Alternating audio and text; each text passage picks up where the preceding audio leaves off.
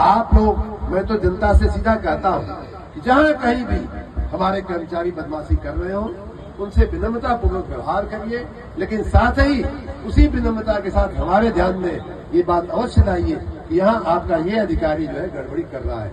आप लोग हमारी आंख कान बंद करके, आप लोग हमारा कैमरा बंद करके, आप लोग हमारी दूरबीन बंद करके मित्रों काम करो। देखो देखते देखते ये सब जो है व्यवस्था सही हो जाएगी।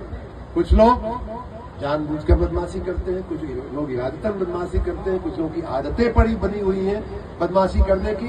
उनको कल हमने थोड़ा कहा है और आज फिर इस मंच के मार्फत मैं दोहराना चाहूंगा कि अगर कोई व्यक्ति जानबूझ करके बदमाशी करता है, तो मैंने मथुरा में बात कही थी कि भगवान श्री कृष्ण ने कंस को भी, दुर्योधन को भी बार बार समझाया था, नहीं समझे लोग। उसके बाद जब नहीं समझते हैं तो सुदर्शन चक्र चलता ही है, तो हमने वो चलाना ही पड़ता है और वो चल पड़ा है, सुदर्शन चक्र चल पड़ा है।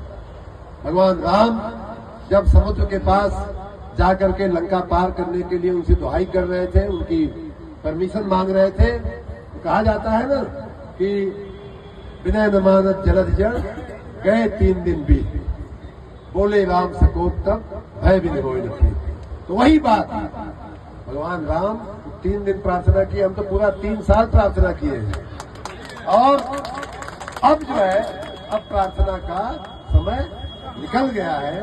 अब जो है भय बिन होय न प्रीत, वो मुझे अब वही एक रास्ता दिखाई दे रहा है। और अगर ये कोई समझता है कि मंत्री हमारा क्या बिगाड़ लेंगे, ट्रांसफर करने का पावर तो है नहीं, सस्पेंड करने का पावर तो है नहीं। देखिए, एक फिर रामायण में से ही हम आप कथा बता देते हैं बिजली विभाग के उन सभी लोगों की, और जो लोग भी उनके साथ उनको प्रेरित करने वाले लोग हैं, उनको एक और किस्सा में रामायण से ही बता देते।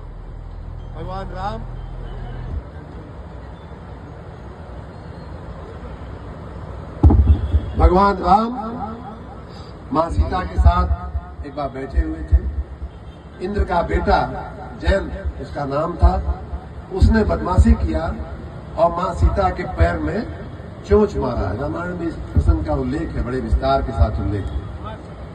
जयंत उसका नाम था, बदमाशी किया। ऐसा भी लोग कहते हैं कि वो देखना चाहता था कि भगवान में कितनी ताकत है। मां सीता ने तो कुछ नहीं बोला, लेकिन भगवान को अच्छा नहीं लगा। उन्होंने वहीं एक तिनका पड़ा हुआ था, दूब का तिनका पड़ा हुआ था, उन्होंने उसको उठा करके जयंत की तरफ फेंक दिया और उसके बाद वो तिनका भगवान राम का तीर बन करके जयंत का पीछा करने लगा। और ऐसा रामायण में उल्लेख है कि जयंत जो है भगवान ब्रह्मा के पास गया। भगवान ब्रह्मा ने कहा जल्दी भागो यहाँ से, भगवान राम का चलाया हुआ बाण है, इसको कोई रोक नहीं सकता। भगवान शिव के पास गया, कहे भागो यहाँ से जल्दी से, तुम्हारी रक्षा कोई नहीं कर सकता। परेशान कि अब तो मेरे प्राण चले ही जाएंगे, तो बीच में नारद मुनि मिल गए और कहे कि भाई देखो, तुमको इस पूरी सृष्टि में तुम घूम लिए, तीनों लोग घूम लिए, 14 भुवन घूम लिए, तो भी तुम्हारी रक्षा करने वाला कोई नहीं मिला। अब अगर तुम्हारी रक्षा हो सकती है तो भगवान के चरण में ही जाकर के तुम क्षमा मांगो, प्रार्थना करो, तब जाकर के तुम्हारी जिंदगी बचने की कुछ संभावना है। जयंत गया भगवान के यहाँ त्राहि माम करके साष्टांग पड़ गया उनके चरणों में। मां सीता को दया आ गई कि भगवान ये क्षमा कर दीजिए। और अब असली बात मैं कह रहा हूं कि तिनका जो होता है जब चल जाता है, तो भगवान राम ने कहा भाई माफ तो मैं कर दिया, लेकिन इस बाण का क्या करूं, बाण जो छूट गया है वो तो कहीं न कहीं कुछ न कुछ तो करेगा। तो जयंत की एक आंख निकाल ली गई थी। आप सभी लोग रामायण पढ़ने वाले, तो हम भी अगर तिनका छोड़ देंगे आपके पीछे, तो यहाँ से दिल्ली तक आप भागेंगे, राष्ट्रपति भवन तक भी भागेंगे, तो आपको कोई नहीं बचाएगा, कोई आपको खड़ा नहीं रखेगा, कोई आपको खड़ा नहीं रखेगा। अगर आपको लगता है कि आप किसी के संरक्षण में बिजली विभाग को और आम जनता को परेशान करके आप सुरक्षित रह सकते हैं, तो आपका बहुत बड़ा भ्रम है। हम जनता के लिए अपनी नौकरी छोड़ करके आए हैं और हम जनता के लिए हम कुछ भी करने के तैयार हैं, इसलिए किसी को शंका नहीं होनी चाहिए।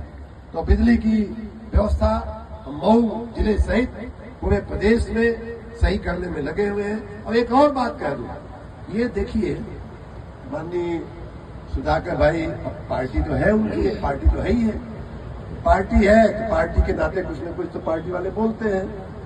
लेकिन मैं आपको ये बता दूं कि जब उनकी पार्टी का शासन था यहाँ 17 तक, तो 2012 से 17 तक 5 साल में जो सबसे ज्यादा बिजली की मांग थी 12,000 मेगावाट, 13,000 मेगावाट नहीं रहती थी। और ये सपा के खुद के दस्तावेज में से आप निकाल सकते हैं।